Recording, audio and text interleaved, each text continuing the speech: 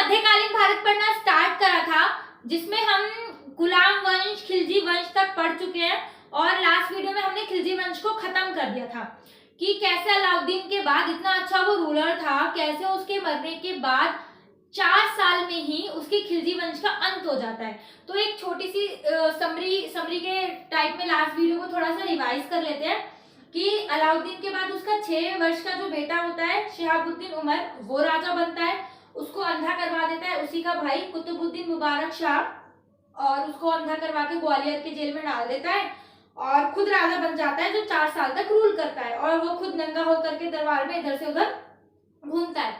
फिर इसी का एक जो बेस्ट फ्रेंड होता है खुसरो खां, वो इसको मार डालता है और खुसरो शाह इसको मार डालता है और खुद राजा बन जाता है। और खुसरो शाह से बहुत ज्यादा चिढ़ रहा होता है दीपालपुर का सूबेदार गाजी बेग तुगलक जिसका नाम होता है, वो इसको मार डालता है, ठीक है, और खुद राजा बन जाता है, ठीक है। तो हमने इसमें पढ़ना है जो गाजी बेग तुगलक था, जो गाजी बेग तुगलक था जिसने नसीरुद्दीन शाह को मारा था, वो राजा कैसे बनता है और उसके आगे का क्या होता है, कैसे करता है, ठीक है। तो हर वीडियो की तरह इसमें भी थोड़ा गाजी बेग तुगलक की हिस्ट्री जान लेते हैं। तो ये जो गाजी बेग तुगलक था ना, बेसिकली सूबेदार था, मतलब ये बलबन के टाइम पे ये सारे लोग को अच्छी अच्छी पोस्ट दी गई थी। तो ये गाजी बेग तुगलक, जो तुगलक है ना, बेसिकली ये एक वंश है कि मतलब इनका सरनेम की तरह इन्होंने यूज करा है तुगलक को, बट ये तुगलक एक वंश है। तो जो इसके वंश के सारे लोग हैं ना, वो अपना सरनेम तुगलक ही यूज करते हैं क्योंकि ये एक वंश है। तो इस वंश के लोग बहुत ज्यादा मेहनती और सबसे ज्यादा अपने काम के प्रति ईमानदार होते हैं, ठीक है। तो इसने जब उसको मारा तो उसको गुस्सा इस चीज की थी कि ये हिंदू बन के मुसलमान हो रहा है, इस्लाम खतरे में है, ये इस्लाम का दुश्मन है।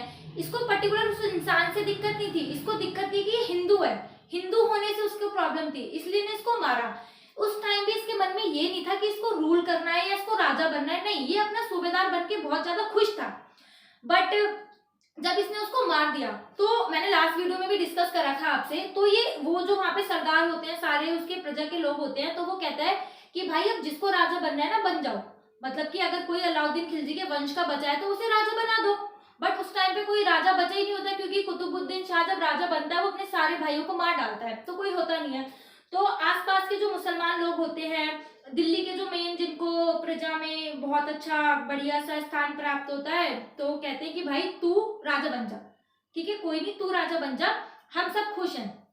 तो ये जो है गयासुद्दीन तुगलक पहला राजा ऐसा होता है जो सर्वसम्मति से राजा बनता है, कि मतलब इसके राजा बनने पर किसी को दुख नहीं होता। कि मतलब अब तक जो पहले राजा बने थे ना, वो कोई अपने ससुर को मार के बन रहा है, कोई अपने मंत्री को मार के बन रहा है, कोई अपने भाई को मार के बन रहा है, राजा बनते हैं वो ऐसे किसी ना किसी को मार के, और उससे कोई ना कोई दुखी हो रहा होता है, कोई ना कोई रुष्ट हो रहा होता है, मतलब नाराज हो जाते हैं, भाई राजा बन गया, नहीं पसंद आ रहा मेरे को। बट ये एक राजा ऐसा था, अगर इसने किसी की हत्या करी ना तो उसके बाद दुखी कोई नहीं था, मतलब इसके राजा बनने से किसी को दुख नहीं पहुंचा कि हाँ ये राजा है तो मैं दुखी हूँ। ये एक पहला राजा ऐसा था कि जिसके राजा बनने से सब खुशी थे, किसी को कोई प्रॉब्लम दुखी नहीं हुई थी, क्योंकि सबने खुद मिला करके ही इसको राजा बनाया था कि हाँ तू राजा बन जा, मतलब सबकी परमिशन से राजा बना था। तो इसके बारे में थोड़ा पढ़ने से पहले हम ये जान लेते हैं कि हमें ये सारी बातें कहाँ से पता चलती हैं। तो एक बुक है तुगलकनामा, बहुत इंपॉर्टेंट बुक है, बहुत इंपॉर्टेंट। ये अमीर खुसरो ने लिखी है, ठीक है, अमीर खुसरो ने लिखी है तुगलकनामा, क्योंकि अलाउद्दीन के बाद वो गयासुद्दीन तुगलक के शासनकाल में भी था और एक बहुत इंपॉर्टेंट रोल प्ले करता है ये तुगलक वंश में। कौन? अमीर खुसरो, ठीक है, अमीर खुसरो तुगलक वंश में एक बहुत इंपॉर्टेंट रोल प्ले करता है और इसने पूरी की पूरी किताब लिखी है तुगलकनामा, जिसमें हमें ये गयासुद्दीन तुगलक के बारे में बातें बहुत सारी पता चलती हैं। और एक है किताब रहला, ठीक है, किताब रहला इब्न बतूता ने लिखी है। ये एक बहुत इंपॉर्टेंट बुक है, ठीक है। तो इस बुक को हम बाद में डिस्क्राइब करेंगे, क्योंकि जो इब्न बतूता है ना, वो इसके बेटे एमबीटी मोहम्मद बिन तुगलक के शासनकाल में इंडिया में आता है और उसके बारे में तब लिखता है, पर ये लिखता ऑलरेडी गयासुद्दीन तुगलक के बारे में भी है, ठीक है। तो इसको हम डिस्कस करेंगे जब हम एमबीटी का रूल पढ़ेंगे, ठीक है। तो अभी सिर्फ इब्न बतूता को यहीं पे रहने देते हैं। तो जब गयासुद्दीन तुगलक गद्दी पर बैठा तो ये गयासुद्दीन तुगलक के नाम से बैठा था, और इसका जो वास्तविक नाम है, जो रियल नाम है, वो है गाजी बेग तुगलक, ठीक है। इसका पहले जो नाम था वो गाजी बेग तुगलक था, बट जब ये गद्दी पर बैठा तो ये गयासुद्दीन तुगलक के नाम से बैठा था। और ये जो गाजी बेग तुगलक था ना, इसके टाइम पर ही मंगोलों के आक्रमण हुए थे। किसने? 18 बार इसके टाइम पे मंगोलों ने आक्रमण करे थे और 18 बार इसने मंगोलों को हराया था। यानी कि सबसे ज्यादा मंगोलों को हराने वाला राजा कौन था? गयासुद्दीन तुगलक। और एक क्वेश्चन ये भी बनता है कि सबसे ज्यादा मंगोलों के आक्रमण किसके टाइम पे हुए थे? तो जब अलाउद्दीन खिलजी रूल कर रहा था ना, तो उसके टाइम पे सबसे ज्यादा मंगोलों के आक्रमण हुए थे, लेकिन सबसे ज्यादा उनको हराने वाला जो राजा था वो गयासुद्दीन तुगलक, यानी तुगलक वंश पे सबसे ज्यादा हराया गया था।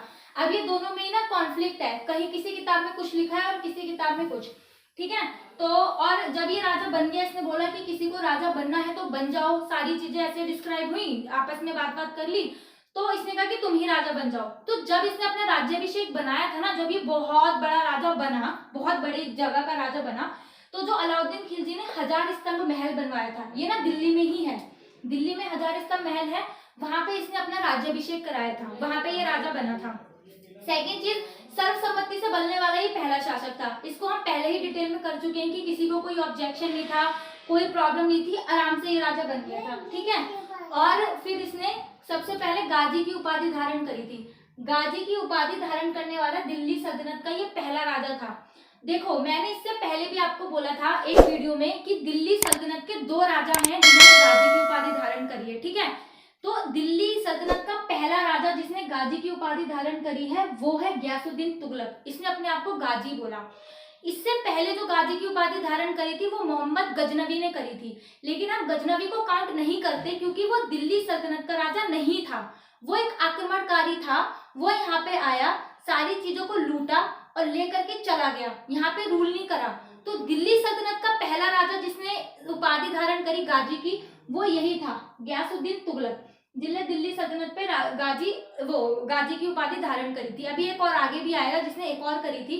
तो टोटल 3 राजा हो गए जिसने मध्यकालीन भारत में गाजी की उपाधि धारण करी है। पहला था मोहम्मद गजनवी, दूसरा हो गया ये गयासुद्दीन तुगलक, तीसरा अभी हम आगे पढ़ेंगे, ठीक है। इसके बाद इसके 5 लड़के थे, 5 बेटे थे इसके, इसने 5 को कुछ ना कुछ उपाधि धारण करी, ठीक है। और उसमें से सबसे इम्पोर्टेंट बोलो था जूना खां, इसका बेटा था जूना खां। इसने जूना खां को उलुग खां की उपाधि धारण दी थी कि मतलब तो उलुग खां है, तो जूना खां ने उलुग खां की उपाधि धारण की थी। इसको हम एमबीटी भी बोलते हैं। एमबीटी मींस मोहम्मद बिन तुगलक। मोहम्मद बिन तुगलक के नाम से ये गद्दी पर बैठता है, इसे हमें जानना जरूरी है क्योंकि गयासुद्दीन तुगलक के बाद हम मोहम्मद बिन तुगलक के बारे में ही आगे पढ़ेंगे। एमबीटी है ना, उलुग खां या फिर एमबीटी, मोहम्मद बिन तुगलक, और उलुग खां की उपाधि इसने दी थी। अब हम पढ़ लेते हैं कि इसने कार्य क्या क्या करे, ठीक है। तो इसने ना पहले सेना का पुनर्गठन करा।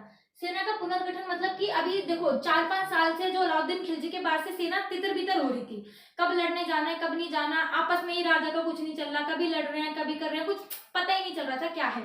तो इसने सेना का पुनर्गठन करा। तो इसने जो अलाउद्दीन खिलजी ने शुरू करी थी ना सैनिकों के होलिया लिखने की प्रथा, उसको बहुत अच्छे से चलाया, ठीक है, बहुत अच्छे से चलाया। और वो जो घोड़े के ऊपर दाग देते थे ना ताकि हमें पता चल जाए कि कौन सा घोड़ा किसका है कैसे, तो वो भी इसने बहुत स्ट्रिक्टली फॉलो करा था कि घोड़ों के ऊपर ना निशान लगा देता था, दाग लगा देता था कि पता चल जाए कि हमारा घोड़ा कौन सा है। और सेम ऐसी हुलिया लिखने को भी बड़ी स्ट्रिक्टली इसने फॉलो करा था उस टाइम पे। फिर इसने एक चीज और करी थी, अनुदान और जागीरों को वापस ले लिया। मतलब कि पहले जो किसी को अनुदान दिए गए होंगे ना, जागीरे या फिर पैसे, किसी भी अच्छी चीज के लिए, अच्छी कॉस्ट के लिए पैसे दिए थे, इसने वापस ले लिए कि भाई तुम्हें जो भी फ्री में दिया हुआ है पैसे वापस दो, जगहें वापस दो। मतलब इतना ही नहीं, इसने सिर्फ पैसे ही वापस नहीं दिए थे, जो जगह वगैरह दी थी और पैसे भी सब कुछ दे दिए थे। तो इसी को थोड़ा सा एक्सप्लेन करती हूँ पॉइंट को। इसी टाइम पे ना एक बहुत बड़े शेख थे, शेख निजामुद्दीन औलिया। कौन थे? शेख निजामुद्दीन औलिया। तो उस टाइम पे ना इससे इसकी बहस हो गई थी, उनसे इसकी बहस हो गई थी क्योंकि उन्होंने ना इसको पैसे दिए थे, निजामुद्दीन को ना पैसे दिए थे बहुत सारे। तो वो अब खुसरो खां इसका मंत्री होता है, उनके पास जाता है कि भाई हमने तुम्हें पैसे दे रखे हैं, वापस दो पैसे। तो निजामुद्दीन कहता है तुम पागल वागल हो क्या, पैसे कहाँ से दूं, मैंने तो गरीबों में बांट दिए, सारे गरीबों को मैंने पैसे दे दिए, तो मैं पैसे कहाँ से वापस करूं। तो इस टाइम पे तो गयासुद्दीन तुगलक की और निजामुद्दीन औलिया की ना बहस हो जाती है, मतलब आपस में ये लोग भिड़ने लगते हैं। ये क्या करता है कि जो अनुदान और जागीर इसने वापस करी होती है वापस मांगता है, तो अलाउद्दीन के टाइम पे जो चीजें दी हुई होती है वापस ले लेता है और इनकी बहस हो जाती है आपस में बहुत तगड़ी। तो अभी इसको छोड़ते हैं, इससे रिलेटेड ना एक किस्सा किस्सा बताती हूँ कि क्या होता है। तो उस टाइम पे जो गयासुद्दीन तुगलक होता है ना, वो बंगाल की साइड लड़ाई करने जा रहा होता है, बंगाल की साइड जाता है, बंगाल में जीत जाता है, वो भी हम यहाँ पढ़ेंगे। वो जीत जाता है। तो जब वो वापस आ रहा होता है ना, वो एक जगह पे और आक्रमण कर देता है। तो जब उसको पता चलता है ना शेख निजामुद्दीन ऐसे कर रहा है वैसे कर रहा है, तो ये क्या करता है कि ये बोलता है कि मेरे आने से पहले, मतलब गयासुद्दीन तुगलक बोलता है कि मेरे दिल्ली पहुंचने से पहले ना शेख निजामुद्दीन को बोलो कि वो दिल्ली छोड़ दे, दिल्ली ना आए यहाँ पे, मेरे से दिल्ली से निकल जाए वो। तो इसी टाइम पे तो शेख निजामुद्दीन बोलते हैं कि दिल्ली अभी दूर है। तो ये बहुत फेमस है, दिल्ली अभी दूर है। तो वो दिल्ली अभी दूर का मतलब क्या था, इसको ना हम एक कहानी के थ्रू समझते हैं कि मतलब दिल्ली अभी दूर है ऐसा क्यों बोला गया या क्या हुआ था। देखो उस टाइम पे ना गयासुद्दीन तुगलक है, उसने वो तुगलकाबाद नगर बसाया था, और वो जो काम पे ना उसको इतना ज्यादा किले का शौक था, इतना ज्यादा उसको किला मतलब अट्रैक्ट करते थे बड़े बड़े, उसने बहुत बड़े किले का बनाने का दिया। वो तुगलकाबाद का अभी भी एक खंडर टाइप है, बहुत बड़ा किला है, बहुत बड़ा किला उस टाइम पे बना था, बहुत बड़ा किला वो अभी भी है। तो उस टाइम पे उसने बनाने का आदेश दिया। तो उसको जब उसने बनाने का आदेश दिया तो उसने दिल्ली के सारे मजदूरों को वहीं लगवा दिया, सारे मजदूर दिल्ली के काम करने वहां पे चले गए। तो उस टाइम पे शेख निजामुद्दीन जो है एक बावली बनवा रहे थे, क्योंकि दिल्ली में गर्मी के टाइम पे पानी की बहुत कमी हो जाती है। तो वो एक बावली बनवा रहे थे, वो बावली इतनी बड़ी थी कि उससे पूरी दिल्ली को पानी सप्लाई आराम से कर सकते थे, हो सकता था। तो अब जो मजदूर बावली के काम में लगे थे वो जाके बसाने लग गए वहां पे, तुगलकाबाद का किला बनाने लग गए। तो शेख निजामुद्दीन को बहुत गुस्सा आया। पर जब वो बंगाल चले गए ना, जब बंगाल के लिए वो लड़ाई करने चला गया, तो शेख निजामुद्दीन वहां पे गए मजदूरों के पास, उन्होंने बोला कि भाई देखो तुम तो ये किला बना रहे हो, किला करके तुम्हें क्या बन जाएगा, वो जो है गयासुद्दीन तुगलक लड़े गई तो लोगों को मारेगा, तो इससे तुम्हें क्या कुछ फायदा हो रहा है, तुम इससे कुछ अच्छा काम कर रहे हो, इससे अच्छा तुम मेरी बावली बनवाओ, लोगों को पानी पीने को मिलेगा, कितना पुण्य का काम है, तुम्हें लोग कितनी दुआएं देंगे ये वो। तो ऐसे शेख निजामुद्दीन से इन्फ्लुएंस होके बहुत सारे मजदूर वहां पे काम करने आ गए। तो अब जैसे कि थोड़े दिन बाद खबर आती है कि गयासुद्दीन तुगलक जो है उसने राजा मतलब वो जगह जीत ली, अब तो वो वापस आ रहा है। तो सब मजदूर भागे भागे निजामुद्दीन के पास जाते हैं कि भाई अब तो जो है राजा वापस आ रहा है, अब हमको तो वापस जाने दो, नहीं तो अगर किला नहीं बना वो तो हमें मार डालेगा। उसने किले बनाने का ऑर्डर दे रखा है, सारे मजदूर वहां लगा रखे हैं, तो अगर हम नहीं गए तो वो हमें मार डालेगा। तो वो कहता है कि रुक जाओ, दिल्ली अभी दूर है। तो फिर जब वो वापस आ रहे होते हैं वो वहां पे एक जगह अटैक कर देता है, वहां पे ये रुकता है। तो उसको पता चलता है भाई वो तो आते हुए भी अटैक करने लग गया है, वहां पे भी जीत गया, वो रुक गया, वो दिल्ली आने वाला है, दिल्ली अभी तो वो फिर निजामुद्दीन के पास जाते हैं, वो कहते हैं दिल्ली अभी दूर है, रुक जाओ।